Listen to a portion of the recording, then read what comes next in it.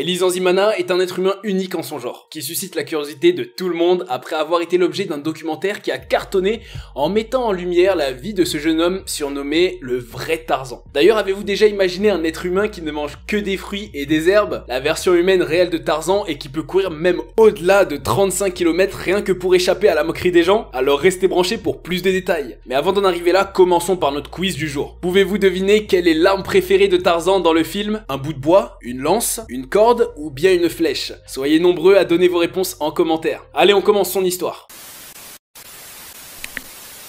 Ellie Zanzimana, né différent. L'harcèlement, l'intimidation ou la violence sont devenus des phénomènes omniprésents dans notre vie actuelle. Zanzimana est un cas parmi d'autres. C'est un jeune homme de 21 ans qui était exposé à tout type d'harcèlement depuis son enfance par ses semblables de la même génération tout d'abord, et puis par les résidents de son village. Comme vous, je me suis aussi demandé pourquoi il était stigmatisé. Eh bien, c'est en raison de ses traits du visage qui sont différents par rapport aux standards de l'être humain qualifié normal aux yeux de la société. L'histoire débute au moment où Zanzimana a vu le jour après que ses parents se soient agenouillés devant Dieu plus d'une fois et demandé que le bon Dieu leur donne un enfant coûte que coûte. Sa mère avait donné naissance à 5 enfants auparavant qui ont tous péri l'un après l'autre, ce qui a beaucoup inquiété le couple, son mari et elle qui ont été très attentifs et impatients à avoir un petit bébé qui sera sans doute leur précieux trésor. Après une longue durée des prières nuit et jour en vain, les deux mariés ont demandé à Dieu de leur accorder même un enfant anormal, pourvu qu'il ne meure pas. 9 mois plus tard, le bon Dieu semble répondre à leurs prières pour que cette maman donne enfin naissance à leur 6e enfant qui s'est avéré être héros de notre histoire aujourd'hui. Il s'agit bien de Zanzimana Ellie. En fait, ce dernier dès son premier jour en vie semblait différent du reste du monde. Les deux pauvres parents ont quand même remercié Dieu pour son cadeau si précieux tout en étant conscients des difficultés futures qu'ils vont endurer tout au long de leur parcours parental et de la vie de leur nouveau bébé. Sa maman a indiqué dans une interview qu'elle a su déjà que son 6e enfant sera unique et spécial. Ellie est née effectivement plus petit que la moyenne des enfants normaux, avec une petite tête et des difficultés d'apprentissage. Les médecins lui ont d'ailleurs assuré qu'elle finirait par avoir du mal à élever son enfant parce qu'il est atteint de ce que l'on appelle la microcéphalie. La famille n'avait que pour souhait d'avoir un enfant qui va leur apporter de la joie et de l'harmonie dans leur vie de couple. On peut dire que les médecins avaient bien raison et ont bien diagnostiqué son état depuis le début. Effectivement, même après 21 ans de sa naissance, Zanzimana n'était pas apte à parler d'une manière normale comme les jeunes de son âge. Son petit cerveau ne pouvait pas supporter une éducation formelle et il aimait plutôt vivre dans la jungle et courir partout tout le temps plutôt que de rester chez lui. Il fuyait incessamment le regard et le jugement des autres. Confronté aux médias et aux questions, sa mère a révélé lors de certaines interviews qu'elle avait l'habitude de nourrir son fils de plantes et d'herbes comme un animal puisque ce sont les choses qu'il aimait. Et mieux encore, elle devait toujours courir derrière lui pour le ramener à la maison à la fin de chaque jour. Non, il ne s'agit pas d'un descriptif exagéré, mais c'est exactement ce qu'en pâtissent les atteints de sa maladie. La question qui se pose maintenant est de savoir qu'est-ce que c'est que la microcéphalie. En fouillant un peu, on a découvert que la microcéphalie est une malformation congénitale où la tête du bébé est plus petite que la normale en comparaison avec les bébés du même sexe et du même âge. Les bébés atteints de microcéphalie ont souvent un cerveau qui n'est pas complètement développé. En gros, la taille de la tête est habituellement corrélée à la taille du cerveau. Une croissance incomplète du cerveau ou d'une partie du cerveau entraîne donc une microcéphalie. Cette dernière peut survenir seule ou en association avec d'autres anomalies congénitales majeures. Elle peut se manifester dès la naissance ou elle peut se développer plus tard chez le nourrisson. Les causes de la microcéphalie demeurent inconnues en vérité, mais généralement, dans de nombreux cas, il s'agit des anomalies génétiques à l'instar des infections virales, comme le virus Zika, la rubéole ou l'exposition du fœtus à des substances toxiques comme l'alcool pendant la grossesse. Et les causes accidentelles conduisant notamment à une anoxie sévère du cerveau comme la privation d'oxygène lors de l'accouchement. Et des causes infectieuses postnatales comme la méningite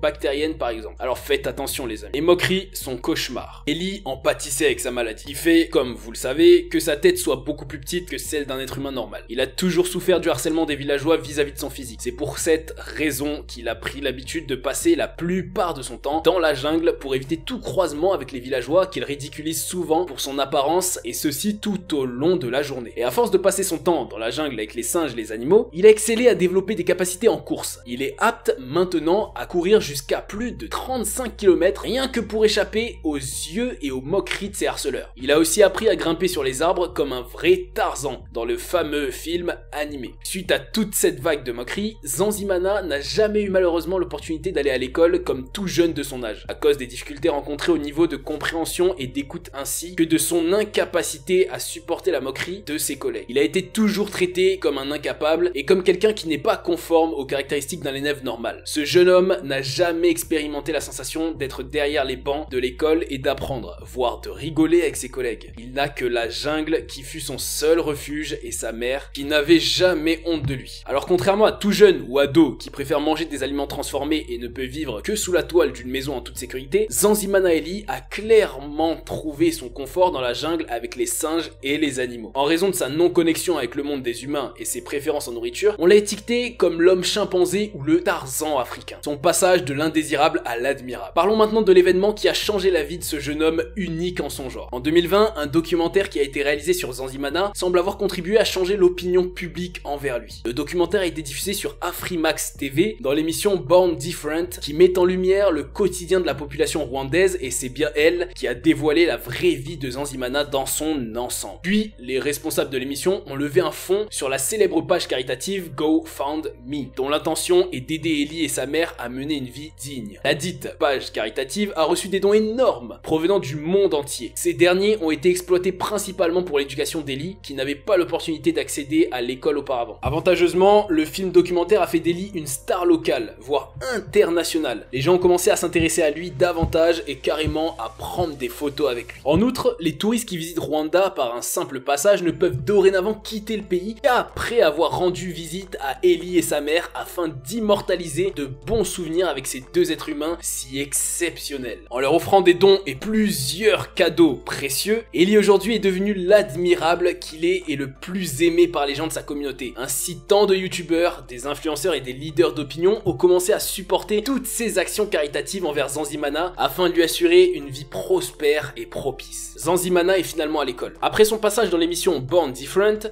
sa vie a commencé à changer vers le meilleur petit à petit pour que ce jeune homme enfin puisse s'inscrire à nouveau dans une école spécialisée du centre communautaire d'Ubumwe à Gisenyi au Rwanda où il s'est fait beaucoup d'amis, comme le disait sa mère. Il porte régulièrement un costume fabriqué et bien ajusté pour lui et assiste quotidiennement à ses cours et avec ses amis. A noter que le centre communautaire d'Ubumwe est un centre qui vise à aider les personnes handicapées à trouver et à exprimer leurs capacités, à savoir apprendre à se sociabiliser, développer leur autonomie en cherchant leurs propres solutions, acquérir des compétences, activer le respect de soi et l'estime de soi. Ce centre est en effet adjacent à une école qui favorise l'inclusion de tous les jeunes étudiants dans la même école, en leur apprenant la communication corporelle et le langage gestuel ensemble. Zanzimana était très heureux d'avoir amorcé son parcours d'étudiant dans ce centre qui se situe dans une autre ville. Sa joie et son excitation sont devenus aussi flagrants, surtout dans une vidéo en ligne qui a filmé le moment quand il est monté sur une voiture et il s'est amusé à regarder les belles vues du Rwanda sur la route, puisqu'il n'est jamais sorti de son village et de sa jungle. Maintenant, Zanzimana a noué des amitiés avec ses collègues au centre et a tissé des liens solides avec ses enseignants qui voient en lui un être unique, admirable et non pas une personne différente. Aujourd'hui, Ellie mène une vie complètement normale. Quant à sa mère, cette dernière a déclaré que pour elle, Dieu est un faiseur de miracles. On se moquait de lui et je courais souvent après lui. Aujourd'hui, il est à l'école avec ses camarades et je suis tellement heureuse. Mon fils a une bonne vie. Des sympathisants m'ont construit une maison. Mon chagrin s'est envolé, a-t-elle déclaré au célèbre journal The Mirror. Zanzimana est devenu propriétaire d'une maison aujourd'hui. Ellie n'est plus un incapable, mais un jeune homme propriétaire de sa maison. Il a pu aider sa maman afin qu'elle puisse mener une vie décente et acquérir une maison avec toutes les commodités nécessaires. À cela s'ajoute au dépôt de bonnes sommes d'argent dans le compte courant de sa mère par les sympathisants afin de satisfaire leurs besoins et se protéger face aux fluctuations de l'avenir. Leur maison est construite par des sympathisants comme l'indiquait. Sa mère, elle compte 3 chambres. Quant au montant exact des dons, il n'est pas médiatisé, mais ce qui est certain, c'est que le montant lui permettra suffisamment de prendre soin de sa petite famille autrefois dans un village. Dans une vidéo signée du journal britannique The Sun, plusieurs villageois ont célébré l'achat de la nouvelle maison avec Zanzimana et sa mère, une scène qui montre que derrière chaque obstacle ou barrière se cache un trésor et une fin heureuse. Et dans notre histoire, Ellie est le trésor de sa mère et du Rwanda tout entier. L'histoire de ce jeune homme du Rwanda est en effet fascinante et impressionnante. Il est passé du statut de garçon indésirable à celui de célébrité à laquelle tout le monde veut être associé et les gens l'arrêtent souvent pour prendre des photos ou des selfies. Évidemment, le rêve de tous les parents du monde est de voir leur enfant grandir en bonne santé et en bonne éducation. Mais ceci n'est pas toujours possible en prenant en considération certains cas d'enfants qui sont nés avec des anomalies soit physiques ou psychiques. Tout revient de même dans la perception de tout autrui qui voit dans ces anomalies un frein pour l'enfant en question. Tandis que la mère d'Ellie, avec son courage, a prouvé à chacun que la différence peut être une qualité et non une faiblesse, la plupart des personnes atteintes de la microcéphalie sont malheureusement toujours objets de harcèlement et d'intimidation. Plusieurs atteints de cette maladie en ont souffert en raison des incapacités mentales que la personne atteinte de la microcéphalie peut subir. Ils en vivent un martyr. Pour exemple, Zanzimana devait fuir le harcèlement et était obligé de courir jusqu'à la forêt pour jouer le Tarzan entre les arbres comme dans le film ou les dessins animés. Je crois que ce film a bercé l'enfance de plusieurs d'entre nous. Je dois avouer que ça m'arrive encore de le regarder à nouveau. Les amateurs du film ont sûrement trouvé la bonne réponse à notre petit quiz d'en haut. Tarzan avait l'habitude de souvent se servir d'une lance, les amis. C'est son arme préférée. Avez-vous deviné correctement? Laissez-nous vos retours en dessous et dites-nous si vous êtes contre le harcèlement dans les commentaires et n'oubliez pas de liker la vidéo pour nous encourager à en faire plus. Merci pour votre attention et à la prochaine.